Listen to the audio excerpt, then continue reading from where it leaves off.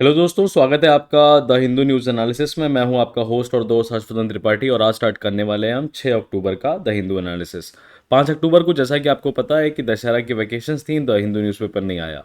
तो आज हम डिस्कस करेंगे कौन कौन सी खबरें हमारे लिए इंपॉर्टेंट हैं। पहली वाली खबर है, will listen to Kashmiris not Pakistan से अमित शाह।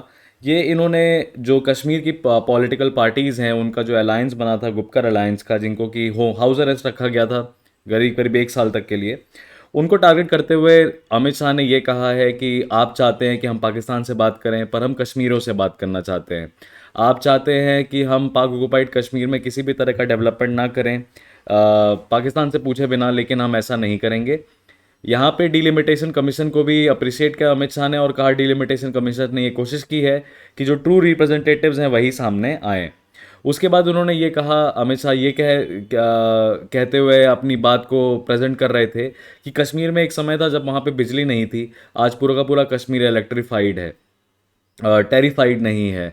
और यहाँ पे उन्होंने ये कहा कि टेररिस्ट से ज़्यादा आप टूरिस्ट यहाँ पे आ रहे हैं।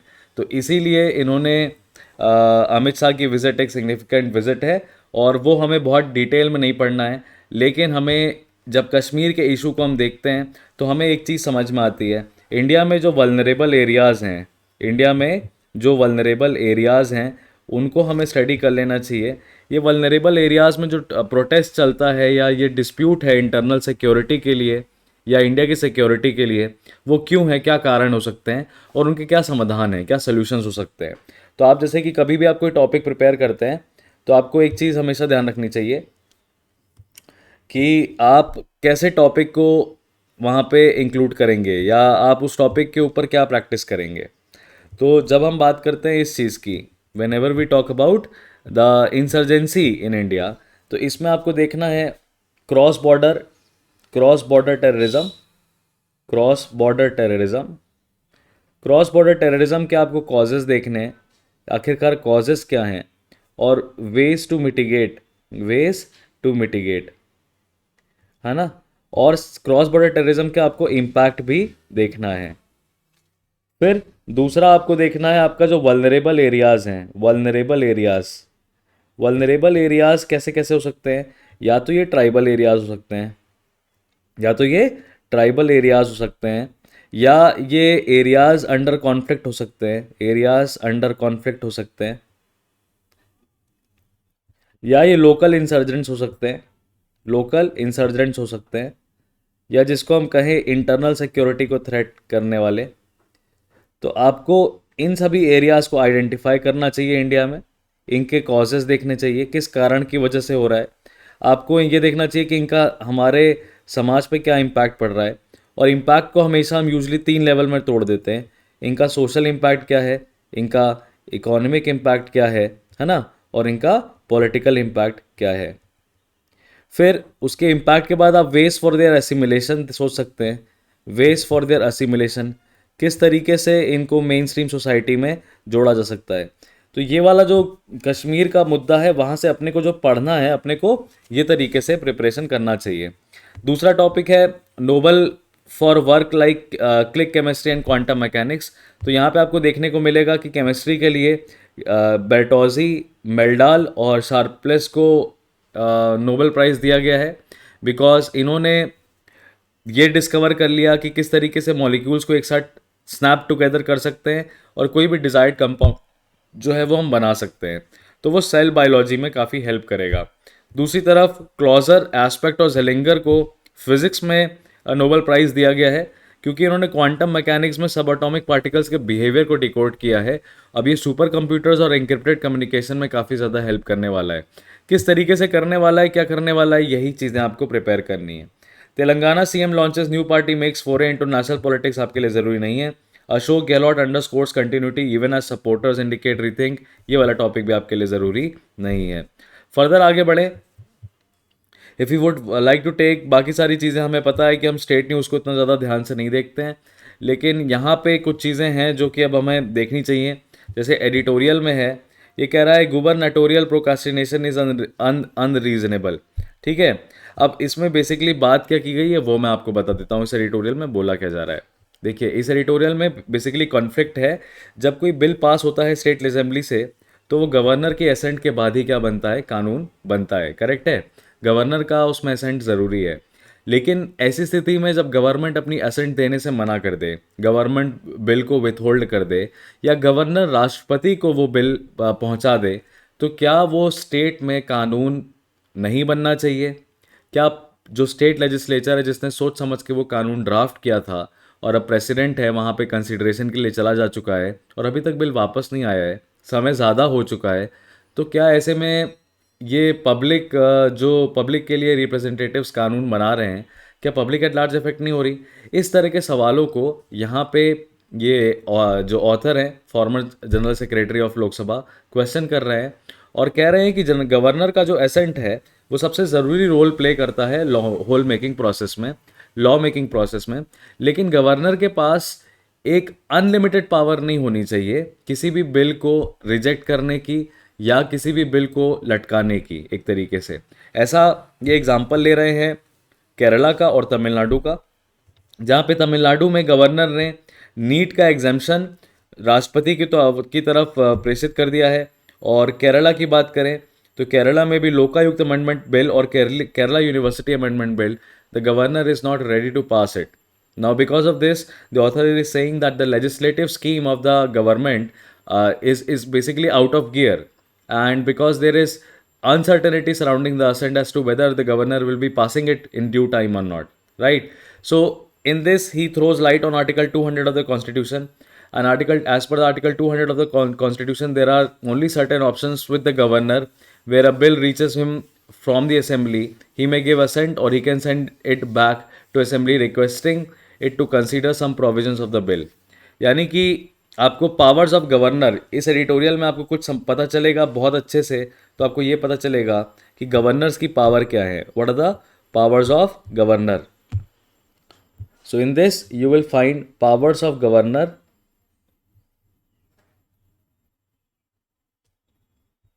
with regards to state bills. Now for that you will find Article 200 of Indian Constitution is there. Now governor may withhold the assent at max, withhold the assent. Governor may send the bill for reconsideration, send the bill for reconsideration. And governor may forward the bill to president.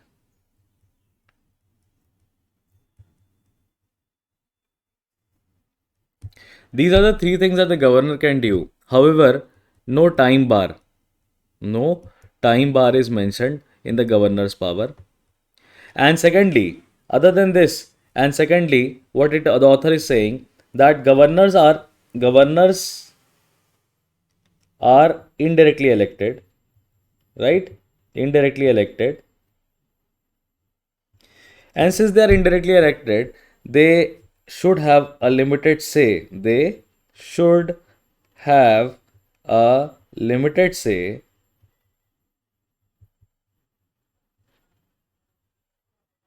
on laws made by you can say legislators. These legislators, as you know, are coming from directly elected. To say that they are directly elected would be incorrect, गलत हो जाएगा ये directly elected कहना। लेकिन कहने का आशय ये है कि जनता के प्रतिनिधि जो हैं, जो कानून वो बनाए, उनका ज़्यादा से होना चाहिए। दूसरा, आपको मेंस पर्सपेक्टिव से दिखाई देगा, मेंस में ये सवाल भी आ चुके हैं, क्या गवर्नमेंट एजेंट हैं, क्या government have their agents in states, have their agents in states. ऐसे में रोल ऑफ गवर्नर क्या आ जाता है? रोल ऑफ गवर्नर क्या है? यूनिफिकेशन ऑफ कंट्री के रेस्पेक्ट में, यूनिफिकेशन ऑफ कंट्री के एस्पेक्ट में। आपको इसमें कॉन्स्टिट्यूशनल एस्पेक्ट्स टच करने चाहिए, कॉन्स्टिट्यूशनल एस्पेक्ट्स जो कि आपको आप आसानी से लक्ष्मीकांत से मिल जाएंगे। कॉन्टेम्पररी चैलेंजेस क्या आ रहे हैं, कॉन्टेम्पररी चैलेंजेस क्या आ रहे हैं, तो ये कॉन्टेम्प्रेरी चैलेंजेस आपको कहाँ देखने को मिलेंगे? आपको कुछ स्टेट्स हैं जैसे कि महाराष्ट्र हो गया, वेस्ट बंगाल हो गया, बिहार हो गया, उड़ीसा हो गया, केरला हो गया, तमिलनाडु हो गया। यहाँ पे आपको कॉन्टेम्प्रेरी चैलेंजेस बनाएंगे और आप इसमें अपना वे फॉरवर्ड भी बता सकते हो, बेसिकली कॉन्स्टिट्यूशन की बातों को कोट करते हुए। तो ये अच्छा इंसाइट आपको देगा power of governance with respect to state bills के साथ। ठीक है, अब अगर दूसरे एडिटोरियल की तरफ आए, urban India worrying story line calamity prone, यहाँ पे आपको एक तरीके से डिजास्टर मैनेजमेंट की बात तो कर ही रहा है कि किस तरीके से बैंगलोर में जो बाढ़ आई है ना, अभी उससे काफ़ी ज़्यादा damage to life and property हुआ है। और pictures of adverse weather phenomena bringing a city to its needs are becoming increasingly common in India with urban authorities concern finding themselves woefully unprepared every time a new disaster hits. In this, the role of urban local bodies, you can say the role of urban local bodies in mitigating the disaster is also being questioned over here, that the local authorities are almost every time unprepared. The author goes on to tell you that this has happened in Delhi, Mumbai, Chennai, Hyderabad, and there has been extensive losses of property. It is stated that Mumbai has nearly lost 14,000 crore in just 10 years, right? There are also social and human costs where the poorer section of the society is disproportionately affected, right? Because they live in the environmentally vulnerable areas. Now, what the Bangalore administration is doing?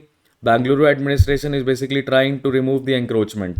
Now, again, when you conduct an anti-encroachment drive, what you are basically affecting? You are basically affecting the poorest of the poor, and stormwater network projects are also proposed by the administrators concerned to appease the public and the media. The stormwater network projects are basically the connecting the sewages in such manner that पूरा वो पानी जो शहर में इकट्ठा हो रहा है वो ड्रेन आउट हो जाए।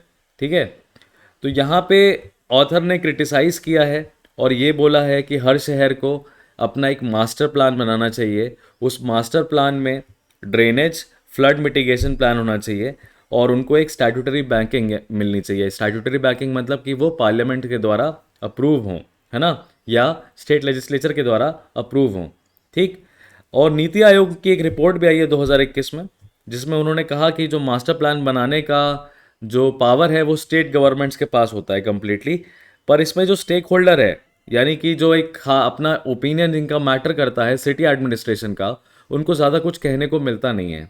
ठीक है, और यहाँ पे एग्जांपल दे रहा है कि दिल्ली का जो मास्टर प्लान है वो 1976 का है, उसके बाद बेंगलुरु का जो मास्टर प्लान है वो 2015 का है, लेकिन इसमें जो म्यूनिसिपैलिटी ने ड्रेन्स मैप किए हैं उसको जब तक आप ग्राउंड लेवल पे इफेक्ट नहीं कर पाओगे तब तक तो कोई मतलब है नहीं। तो यही ऑथर आपको समझाने की कोशिश कर रहा है, बताने की कोशिश कर रहा है कि यहाँ पे हमें ये ध्यान देना है कि सिटी का जो एडमिनिस्ट्रेशन है उसको प्लानिंग कर लेनी चाहिए। तो यहाँ पे अगेन आप क्या पढ़ सकते हैं या आपको किस तरीके से इसमें समझना चाहिए? आपको बेसिकली एक चीज़ करनी चाहिए कि जब आप डिज़ास्टर मैनेजमेंट की बात करते हैं, whenever we talk about disaster management, right, disaster management या problems of disaster in India, तो सबसे पहले तो आप उसका रूट कॉजेज़ बता दीजिए। रूट कॉजेज़ क्या हैं कि ये तमिलनाडु में, कर्नाटका में, केरला में इस बार हाईएस्ट मानसून हुआ है। तो ये आप बता सकते हैं कि ये ला नीना फिनोमेना की वजह से हुआ है। ला नीना की वजह से हमारे सदर्न इंडिया में जहाँ पे वर्षा कम होती है वहाँ ज़्यादा बारिश देखी गई। उसके बाद इसमें आप रूट कॉजेज़ के बाद इम्पैक्ट ऑन सोसाइटी बता सकते हैं। इम्पैक्ट ऑन सोसाइटी अगेन आपको पता है कि हम इसको दो पार्ट में तोड़ेंगे, सोशल इम्पैक्ट इसका, सोशल, और दूसरा हेल्थ इम्पैक्ट इसका। सोशल इम्पैक्ट इसका और इसका हेल्थ इम्पैक्ट। ठीक, और इसी का एक और इम्पैक्ट होगा, इसका इकोनॉमिक इम्पैक्ट भी हो सकता है, इकोनॉमिक इम्पैक्ट भी हो सकता है। और ऐसे डिजास्टर मैनेजमेंट के लिए फिर आप रोल बताते हैं, रोल ऑफ स्टेक होल्डर्स। तो रोल ऑफ स्टेक होल्डर्स में आप दो चीज़ें बता सकते हैं। एक, आप लोकल कम्युनिटी का पार्टिसिपेशन बता सकते हैं कि किस तरीके से क्लाइमेट सेंसिटाइजेशन, ये टर्म यूज़ कर सकते हैं आप, क्लाइमेट के प्रति अगर आम आदमी सेंसिटाइज हो जाए, हर आम आदमी सेंसिटाइज हो जाए, तो किस तरीके से लोकल कम्युनिटी डिजास्टर को मिटिगेट कर सकती है। दूसरा, अर्बन लोकल बॉडीज का क्या रोल है, अर्बन लोकल बॉडीज का क्या रोल है। उसके बाद आप यहाँ पे कोऑपरेशन कह सकते हैं, दूसरा आप कह सकते हैं cooperation among union government and state government. ये भी एक बड़ा खास रोल प्ले करता है डिज़ास्टर मैनेजमेंट करने के लिए। यहाँ पे आप डिज़ास्टर मैनेजमेंट एक्ट जो है हमारी 2005 की, आप उसको भी कोट कर सकते हैं। आप नेशनल डिज़ास्टर रिस्पांस फोर्स और स्टेट डिज़ास्टर रिस्पांस फोर्स के बारे में भी बता सकते हैं। लेकिन यहाँ पे आपसे सवाल ये है कि डिज़ास्टर मैनेजमेंट के लिए अगर आपसे मिटिगेशन के स्टेप्स पूछेगा, कंट्रोल करने के मिटिगेशन के स्टेप्स पूछेगा, तो ये हो सकते हैं। लेकिन डिज़ास्टर मैनेजमेंट को अगर हमें अवॉइड करना है, तो हम फ्यूचर प्लानिंग की तरफ जाएंगे, जिसमें आप इंडिया का एक इंटरनेशनल इनिशिएटिव भी बता सकते हो, कोट कर सकते हो कि इंडिया ने इंटरनेशनली जो क्लाइमेट चेंज से होने वाले जो चैलेंजेस हैं उनके लिए coalition for disaster resilient infrastructure CDRI नाम की एक बॉडी बनाई है, जो कि एक इंटरनेशनल बॉडी है CDRI। तो इस तरीके से आपको ध्यान देना है कि सवाल क्या पूछ रहा है। अगर मिटिगेशन स्टेप्स पूछ रहा है तो हम डिजास्टर मैनेजमेंट एक्ट की तरफ बढ़ेंगे, और अगर अवॉइड के स्टेप्स पूछ रहा है तो हम फिर फ्यूचर प्लानिंग के ऊपर बताएंगे। और इसमें यह बताएंगे कि किस तरीके से अर्बन प्लानिंग जो है, यानी कि हमें जो अर्बन प्लानिंग जो है उसको कंट्रोल करना है या अर्बन प्लानिंग को प्रॉपरली रेगुलेट करना है।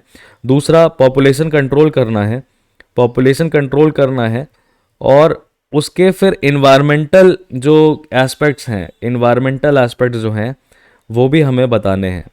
तो देखिए ये क्वेश्चन अगेन, ये हमने एग्जांपल के तौर पे देखें तो ये GS3 के लिए ये एडिटोरियल बहुत ज़्यादा ज़रूरी हो जाता है। इसके पहले वाला जो एडिटोरियल आपने देखा था, whatever the first editorial role of governor, आपको पता है कि ये GS2 के पॉइंट ऑफ व्यू से बहुत ज़्यादा ज़रूरी हो जाता है ना। तो ये हमारे दो इंपॉर्टेंट बहुत अच्छे एडिटोरियल्स आए थे। हर दिन द हिंदू में कुछ आपको UPSC से रिलेटेड मिले ये ज़रूरी नहीं है, लेकिन ये जो दो एडिटोरियल्स हैं ये बहुत ज़्यादा आपके मेंस के सिलेबस से एकदम टच करते हैं। वहीं पे इंडिया के इंटरनेशनल रिलेशंस के लिए आपको यहाँ पे एक एडिटोरियल छोटा सा मिल जाता है, जहाँ पे ये कह रहा है, ऑथर कहने की कोशिश कर रहा है कि इंडिया का ये न्यूट्रल रहने का फंडा बहुत ज़्यादा चल नहीं पाएगा। इंडिया ने काफ़ी हद तक रशिया को शेड करने की कोशिश की है, एब्सटेन कर देता है, कभी भी रशिया के खिलाफ कुछ बोलता नहीं है, जबकि इंडिया को पता है कि टेरिटोरियल सॉवरेनिटी, एक कंट्री का अपनी ज़मीन पर मालिकाना अधिकार कितना ज़्यादा सही है, कितना ज़्यादा ज़रूरी है, और भारत सरकार भी इसको कहीं ना कहीं मानती है। लेकिन ऐसे में जब ज़ेलेंस्की के प्रेसिडेंट को नरेंद्र मोदी फ़ोन कॉल करके ये कहते हैं कि ये जंग का समय नहीं है, आप नेगोशिएट कर लीजिए, ज़ेलेंस्की पलट के जवाब देते हैं कि किसी भी तरह का नेगोशिएशन वो रशिया के साथ नहीं करेंगे। यहाँ पे एक तरीके का हमें डिप्लोमेटिक फेल्योर देखने को मिलता है कि इंडिया की बात सुनने को रेडी यूक्रेन नहीं है। तो ये आपको IR के पॉइंट ऑफ व्यू से भी ये एडिटोरियल काफ़ी अच्छा दिखाई देता है। फर्दर अगर हम आगे आ जाएं, अब यहाँ पे women's choice a threat to Iranian state है, ऐसे एडिटोरियल को आप अवॉइड कर सकते हैं पढ़ने के लिए, क्योंकि ये हमारे पर्टिकुलर उससे रिलेटेड नहीं है, ठीक है। अब हाँ, अब यहाँ पे अगर कुछ ज़्यादा अगर आपको कुछ देखना है तो आपको फॉर्म्स ऑफ गवर्नेंस देखना रहेगा कि वहाँ का गवर्नेंस कैसा है, हमारा गवर्नेंस कैसा है, क्या फॉर्म ऑफ गवर्नेंस होने से पीपल से पे कुछ फ़र्क पड़ता है कि नहीं पड़ता है। क्योंकि आप हमारे यहाँ पे देख सकते हैं ये ईरानियन स्टेट में भी सेम चीज़ें हैं, वुमेन राइट्स की बात चल रही है। तो आप ईरान का एग्जांपल ले सकते हैं, आप अफ़गानिस्तान का एग्जांपल ले सकते हैं, और आप उसको कंपेयर कर सकते हैं इंडिया से कि यहाँ पे जो डेमोक्रेसी है वो होने के बावजूद भी नहीं है, यहाँ पे डेमोक्रेसी है ही नहीं, और यहाँ पे कलंक लगा है कि हम स्यूडो डेमोक्रेसी हैं। तो किस तरीके से आप कंपेयर करके एक आंसर पर्सपेक्टिव से पढ़ाई कर सकते हैं।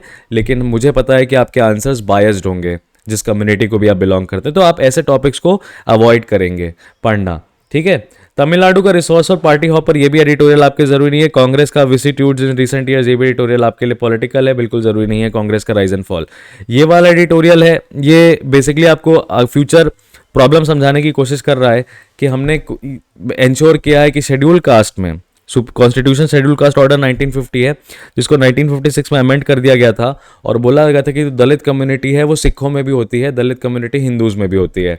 लेकिन अभी फर्दर एक पिटीशन आई है जहाँ पे ये बात की गई है कि दलित क्रिश्चियंस हो सकते हैं और दलित बुद्धिस्ट हो सकते हैं। यहाँ पे कई सारी कमिटीज़ हैं, जैसे कि एक हमारी काका कालेकर कमेटी है, यहाँ पे दिखाएगा आपको, काका कालेकर कमीशन है 1955 का। फिर अगर आप इधर आ जाएंगे तो आपको मंडल कमीशन के बारे में बताएगा, मंडल कमीशन रिपोर्ट है। हाँ, प्राइम मिनिस्टर की हाई कमेटी रिपोर्ट है, SC ST की 1983 की रिपोर्ट है, report of the committee on untouchables है। और उसके बाद आपको यहाँ पे दिखाएगा 2008 में नेशनल कमीशन फॉर माइनॉरिटीज़ की रिपोर्ट है, रंगनाथ मिश्रा की कमीशन की रिपोर्ट है। इन सभी रिपोर्ट्स में ये कहा गया है कि जो दलित कम्युनिटी वो होती है जिसको कि अनटचेबिलिटी से गुजरना पड़ता है, और अनटचेबिलिटी कहाँ देखने को मिलती है, वो डिप्रेस क्लासेस में देखने को मिलती है, और उसमें हम बाकी और कम्युनिटीज़ को ऐड नहीं कर सकते, वरना वो क्या करेगा, स्वेलिंग हो जाएगी population of schedule caste across the country. ठीक है, इसमें बहुत सारे कॉन्स्टिट्यूशनल आर्टिकल्स भी हैं जो कि कोट किए गए, जैसे कि आर्टिकल 341 कोट किया गया है, power of registrar general of India, ministry of home affairs का जो 1978 का रिक्वेस्ट, ये सारे कुछ एपिसोड्स आपको शेयर किए गए हैं। तो यहाँ पे आप देख सकते हो कॉन्स्टिट्यूशनल आपको पढ़ना क्या रहेगा इस वाले टॉपिक में। आपको बहुत इंटरेस्टिंगली जो आप सप्लीमेंट करोगे अपनी पढ़ाई को किसी प्रिपरेशन के पर्सपेक्टिव में, आप सप्लीमेंट करोगे इस चीज़ से कि कॉन्स्टिट्यूशनल सेफगार्ड्स क्या हैं, constitutional safeguards, constitutional safeguards for protection of Dalit community.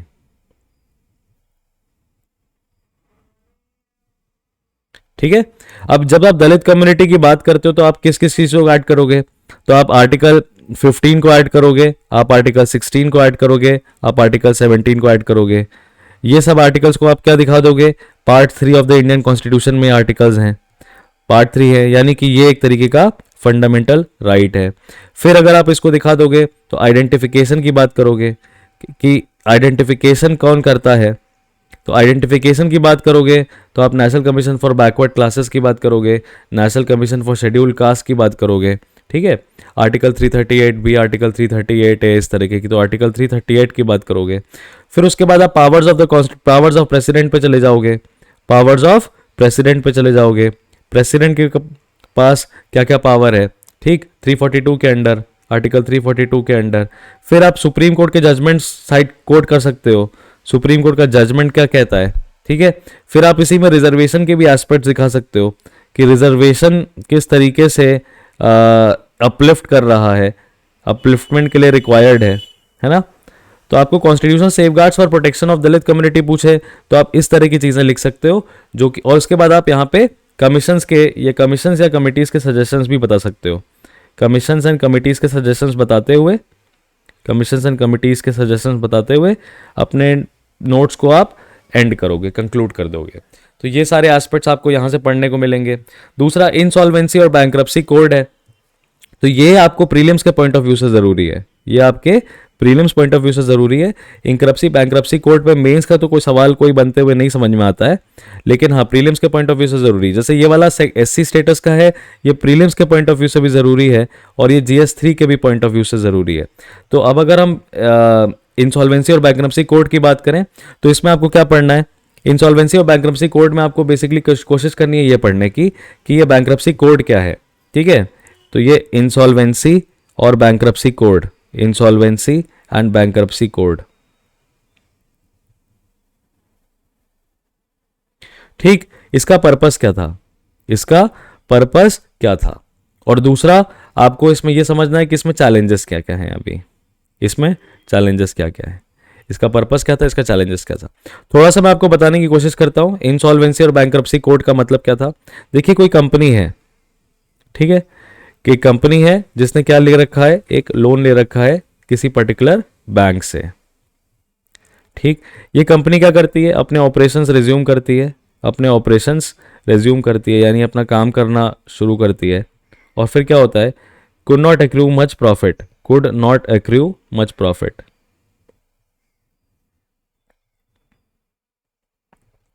तो कंपनी ने ऑपरेशन के लिए क्या किया होगा, एसेट क्रिएट किया होगा, एसेट क्रिएशन किया होगा, जिसको हम कहते हैं कि कैपिटल अपना एनरिच किया होगा, कैपिटल उसने बढ़ाया होगा। कैपिटल के साथ साथ उसने अपने पर्सनल्स ह्यूमन रिसोर्स भी बढ़ाया होगा, ह्यूमन रिसोर्स भी बढ़ाया होगा। अब कंपनी के पास ऑलरेडी लोन है, तो यानी कंपनी के ऊपर एक लाइबिलिटी भी है, कंपनी के ऊपर लाइबिलिटी है टू पे बैक, है कि नहीं? कंपनी को दोबारा ये लोन क्या करना है, वापस करना है बैंक को, ठीक। लेकिन कंपनी जो है अपने प्रॉफिट नहीं अक्रू कर पा रही है, ऑपरेशन कॉस्ट नहीं निकल पा रहा है, तो कंपनी क्या चली जाएगी, कंपनी का इवैल्यूएशन कैसा हो जाएगा,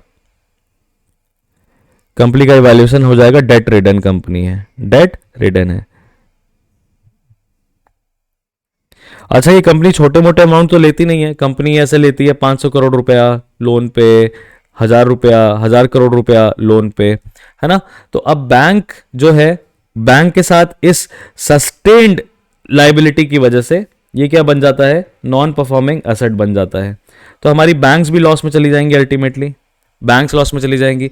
बैंक्स अगर लॉस में चली गई तो पब्लिक मनी थ्रेट में आ गया, पब्लिक मनी का थ्रेट हो गया, हो गया।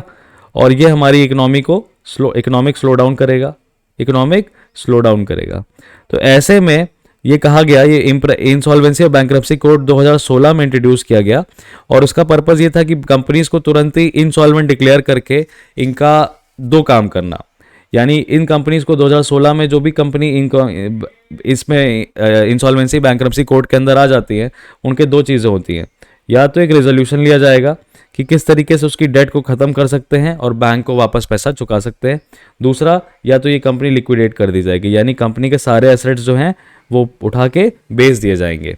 तो ये दो तरीके हैं। इसके लिए इंसॉल्वेंसी और बैंक्रप्सी बोर्ड है, insolvency bankruptcy board of India है, आप इसका कॉम्पोजिशन चेक कर सकते हो। ये आपको अगेन हम देखने को मिलेगा कि हमारे GS3 के पॉइंट ऑफ व्यू से बहुत ज़्यादा ज़रूरी टॉपिक है। तो आप बस इतना समझिए कि एक आग का दरिया है, डूब के जाना है। हाँ भाई, आज के पेपर में कुछ ऐसा ही देखने को मिल रहा है, बहुत सारे ज़रूरी टॉपिक्स, बड़े बड़े टॉपिक्स आ रहे हैं, तो एक आग का दरिया है और डूब के तो जाना ही है। ये भी अगेन GS3 के पॉइंट ऑफ व्यू से बड़ा बढ़िया टॉपिक है, GS3 के पॉइंट ऑफ व्यू से बड़ा बढ़िया टॉपिक है, जिसमें इम्पॉसिबल ट्रिनिटी की बात कर रहा है। ये इम्पॉसिबल ट्रिनिटी क्या है, ये तीन बातें, तीन चीज़ों की बात कर रहा है एक इकोनॉमी में जो कि ज़रूरी होती है। एक, independent monetary policy, fix exchange rate और free flow of capital across its borders. अब इसको हम कैसे समझें, तो ये एडिटोरियल मैं आपको रीड करके तो नहीं सब पढ़ा बता रहा हूँ, लेकिन हाँ आपको एक इसका प्रेमाइज बता दे रहा हूँ, ताकि अगर आप इस एडिटोरियल को रीड करें तो आपको काफ़ी ज़्यादा हेल्प हो, ठीक है। जैसे कि इसको ट्राइलेमा इसने बोला है ना, ट्रिपल डिलेमा। एक कंट्री क्या है, अपनी मॉनेटरी पॉलिसी को इंडिपेंडेंट रखती है। एक कंट्री अपनी मॉनेटरी पॉलिसी कैसी रखती है, इंडिपेंडेंट रखती है। मॉनेटरी पॉलिसी इंडिपेंडेंट रखती है मतलब लिक्विडिटी मार्केट में कितनी रहेगी, यानी कि नोट कितने रहेंगे, नोट्स कितने रहेंगे, करेंसी कितनी रहेगी, इंटरेस्ट रेट कैसा रहेगा, इंटरेस्ट रेट कैसा रहेगा, जिसको हम कह सकते हो लेंडिंग एनवायरनमेंट मार्केट का कैसा है, मार्केट में लेंडिंग एक्टिविटी कैसी चल रही है, वो चीज़ें, ठीक। इंटरेस्ट रेट कैसा रहेगा, प्लस बेनिफिट्स क्या है डिपॉजिटर्स के, बेनिफिट्स टू डिपॉजिटर्स, ये क्या हो सकता है, ये हमारी बैंक हेल्थ को बताएगा, है ना, बैंक हेल्थ को बताएगा। तो ये तीन तरह की चीज़ें, तीन चार तरह की चीज़ें मॉनेटरी पॉलिसी के अंदर आ जाती हैं। मॉनेटरी पॉलिसी इंडिपेंडेंट रखने की कोशिश करेगी एक कंट्री। दूसरा, कंट्री चाहेगी एक स्टेबल फॉरेन एक्सचेंज रेट हो, स्टेबल या कह लो फिक्स्ड फॉरेन एक्सचेंज रेट हो। फॉरेन एक्सचेंज रेट का मतलब, ये फॉरेन एक्सचेंज रेट लार्जली कहाँ से डिटरमाइन करता है डियर, ये फॉरेन एक्सचेंज रेट डिटरमाइन होता है आपके इंपोर्ट से और आपके एक्सपोर्ट से, आपके इंपोर्ट से और आपके एक्सपोर्ट से। ये इससे भी डिटरमाइन होता है कि आपकी value of currency in comparison कहाँ जा रही है।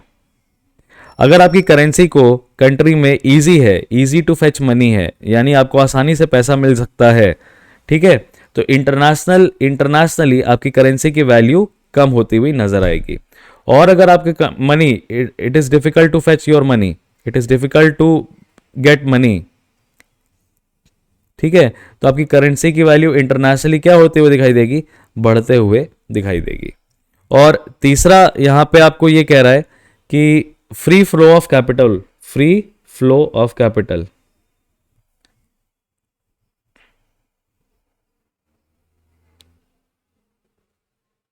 Free flow of capital across country होता है। तो फ्री फ्लो ऑफ कैपिटल का मतलब आप क्या समझते हो?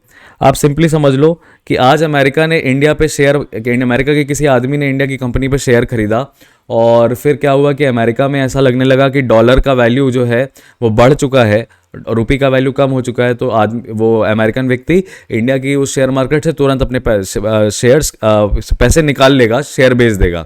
इसी को कहते हैं फ्री फ्लो ऑफ कैपिटल, यानी कि तुम अपना पैसा एक देश में लगा रहे हो, एक देश की अर्थव्यवस्था में लगा रहे हो किसी जगह पे, और तुम बिना उसकी अनुमति के अपने पैसा विड्रॉ कर ले रहे हो। तो यहाँ पे आपको बेसिकली टाइटनिंग ऑफ डॉलर की वजह से, टाइटनिंग ऑफ डॉलर यानी डॉलर को जब वो कर दिया गया, क्या कहते हैं, रिस्ट्रिक्ट कर दिया गया। कैसे? Because it is difficult now to get dollars in America. तो टाइटनिंग ऑफ डॉलर की वजह से हुआ क्या, इन्वेस्टमेंट एक्टिविटी कैसी हो गई, इन्वेस्टमेंट एक्टिविटी कैसी हो गई, कम हो गई। और ये इन्वेस्टमेंट एक्टिविटी कम कहाँ पे हुई? इंटरनेशनल स्केल पे हुई, इंटरनेशनल स्केल पे हुई।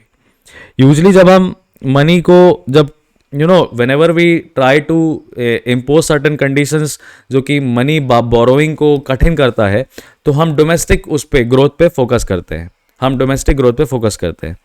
तो ये होता है कि हाँ, ये डोमेस्टिक डिमांड बढ़ा सकता है, ये डोमेस्टिक डिमांड को बढ़ा सकता है। लेकिन अभी क्या है, डिमांड वहाँ पे अमेरिका में बढ़ी हुई थी, तो ये टाइटनिंग ऑफ डॉलर से डोमेस्टिक डिमांड भी कम होगी, इंटरनेशनल इन्वेस्टमेंट्स भी घटेंगे, और इस तरीके से डॉलर जो है वो स्ट्रांग होता चला जाएगा। Dollar getting strong. अब जैसे ये खबर हमें सुनने में आई थी कि डॉलर गेटिंग स्ट्रांग हो रहा है, वहां की बैंक्स ने एक तरह का ये स्टेप ले लिया है, और वहीं पे आपको सुनने में आया कि आरबीआई की मीटिंग हुई, आरबीआई की मॉनेटरी पॉलिसी कमेटी की एक मीटिंग हुई, जिसमें रेपो रेट 50 बेसिस से फिर बढ़ा दिए गए। रेपो रेट बढ़ाने का मतलब ये है कि हमने फिर क्या कोशिश किया, हमने ये कोशिश किया रूपी अवेलेबिलिटी जो है, रूपी अवेलेबिलिटी क्या है इन मार्केट, थोड़ी सी स्ट्रिंजेंट हो जाए, गेट्स स्ट्रिंजेंट। डॉलर को लेना कठिन है, रुपये को लेना आसान है, तो रुपये की वैल्यू कम होती चली जाएगी। इससे हमें क्या मैनेज मिला, इससे हम अपने फॉरेन एक्सचेंज रेट को मैनेज कर पाए। अब कहने का साथ आशय ये है कि ये तीन जो बातें हैं, तीन जो टॉपिक्स हैं, स्टेबल फिक्स मॉनेटरी पॉलिसी होनी चाहिए, इंडिपेंडेंट होनी चाहिए, फॉरेन एक्सचेंज रेट हमारा फिक्स होना चाहिए, फ्री फ्लो ऑफ कैपिटल होना चाहिए। इनमें से कोई आप दो चीज़ें चला सकते हो। अगर आपकी इकोनॉमी को चाहते हो आप कि इंटरनेशनल एक्टिविटी भी बढ़ती रहे और डोमेस्टिक डिमांड जो है वो भी बढ़े, आप किसी दो कंडीशंस को फुलफिल कर सकते हो। अगर आपने अपनी मॉनेटरी पॉलिसी को इंडिपेंडेंट रखा, फॉर एग्जांपल आपने ये डिटरमाइन किया कि आपका इंटरेस्ट रेट क्या रहेगा, लोग किस तरीके से पैसा बोरो करेंगे, तो निश्चित रूप से आप क्या कोशिश कर रहे हो, आप डोमेस्टिक डिमांड बढ़ाने की कोशिश कर रहे हो। जब आप डोमेस्टिक डिमांड बढ़ाने की कोशिश कर रहे हो तो आप फॉरेन एक्सचेंज रेट को अपना स्ट्रांग रखोगे, करेक्ट है कि नहीं? फॉरेन एक्सचेंज को स्ट्रांग रखोगे, लेकिन आप अपनी करेंसी को स्ट्रांग करते हुए जा रहे हो, सामने वाले की करेंसी कमजोर होती जा रही है, तो वो फिर क्या करेगा, आपकी कंट्री से डिसइन्वेस्ट करना स्टार्ट करेगा।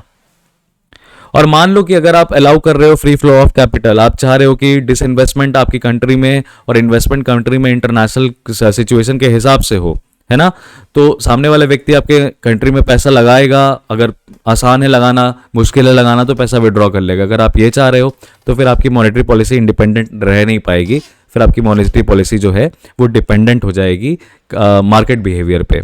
तो इसमें पूरे इस ट्रायलेमा को जो है, इसको किस तरीके से डिकोड किया है इंडिया ने, और किस तरीके से डॉलर के स्ट्रांग होने का इम्पैक्ट पूरी इंटरनेशनल मार्केट पे पड़ रहा है, वो आपको इस एडिटोरियल में बताने की कोशिश करा है। तो आप इसको ज़रूर रीड करिएगा, GS3 के पॉइंट ऑफ व्यू से काफ़ी अच्छा एडिटोरियल है। तो आज की द हिंदू में अगर हम बात करें लार्जली, तो एडिटोरियल्स थे, कुछ करंट अफेयर्स हैं जो आप फर्दर पढ़ सकते हैं, जैसे कि आर्किटेक्ट हैं ये जो उर्जित पटेल, इन्होंने कहा है कि टाइमली कंप्लीशन करना है सेंट्रल विस्टा के प्रोजेक्ट को, ये हम पढ़ सकते हैं। EPF मेंबर्स को उनका इंटरेस्ट रेट जो है वो अपडेट होने की वजह से नहीं दिख रहा है, वो वाली खबर इंपॉर्टेंट है, ठीक है। इसके बाद एवलांच स्ट्राइक्स इन माउंटेनर्स देखोगे आप, अगेन वही कि इसके लिए उत्तराखंड में डिजास्टर मैनेजमेंट के लिए हम क्या कर सकते हैं। फिर यहाँ पे तो आपको कुछ ऐसा मेजर न्यूज़ देखने को नहीं मिल रहा है। केस ऑफ बांडवगढ़ में, केव्स ऑफ बांडवगढ़ नॉट बुद्धिस्ट, ऐसा इन पर्टिकुलर प्रोफेसर का कहना है आर्कियोलॉजिकल सर्वे ऑफ इंडिया ने अभी हार्डली में एक सेकेंड से 8th सेंचुरी सीई के कुछ केव्स देखे हैं। वो है इंडिया की फर्म जो है उसने सिरप बनाए जिसमें 66 डेथ हो चुकी है गाम्बिया में। तो ये हमारे director drug controller general of India को सूचित कर दिया गया है, एक कमेटी बना दी गई है। वो इंपॉर्टेंट है खबर आपके लिए। श्रीलंका एंटिसिपेट कर रहा है कि यूएनएचआरसी में उसको फेवर वोट नहीं मिलेगा, ये खबर आपके लिए इंपॉर्टेंट है, आप इसको पढ़ेंगे। दूसरा है पुतिन का जो सिचुएशन स्टेबलाइज करने की कोशिश कर रहे हैं, चाह रहे हैं कि स्टेबल हो जाए सिचुएशन, ऐसा एक्सपेक्ट कर रहे हैं, तो ये आपके लिए इंपॉर्टेंट नहीं है। यहाँ पे प्राइस गैप ऑन गैस की बात ईयू ने करा है कि हम कितना पे कर रहे हैं रशिया को, वो हम डिसाइड करेंगे, ताकि ऐसा ना हो कि रशिया इस मौके का फ़ायदा उठाए, तेल को महंगा कर दे, गैस को महंगा कर दे, और हमसे बेसिकली हमारी एनर्जी सिक्योरिटी की वजह से हम ही से पैसा लेके यूक्रेन के ऊपर अटैक करे। तो यहाँ पे ईयू ने ये बात करी है। और वहीं आपको सुनने में आएगा कि ओपेक प्लस ने ये कह दिया है कि हम सप्लाई जो है अपनी कट करने वाले हैं। तो क्या है ओपेक प्लस, ये आपके लिए इंपॉर्टेंट हो जाता है। तो इतनी ही कुछ खबर आपको पढ़नी थी। ये वाली जो स्कीम है emergency credit line guarantee scheme, इसका रोल आप पढ़ सकते हैं कि इसका रोल क्या है, किस तरीके से उसने मदद की। बस इतनी ही खबर आज के न्यूज़पेपर में इंपॉर्टेंट थी। आई होप आज के सेशन में आपको बढ़िया लगा होगा। आपको आंसर राइटिंग के पॉइंट ऑफ व्यू से भी, प्रीलिम्स के पॉइंट ऑफ व्यू से भी क्या क्या फैक्ट्स प्रिपेयर कर लेने चाहिए वो बता दिए हैं, जनरल वे में एक्सप्लेन कर दिया है। So let's wrap the session today. I will see you guys in the next session very soon. This was Harshvardhan Tripathi signing off. Bye bye.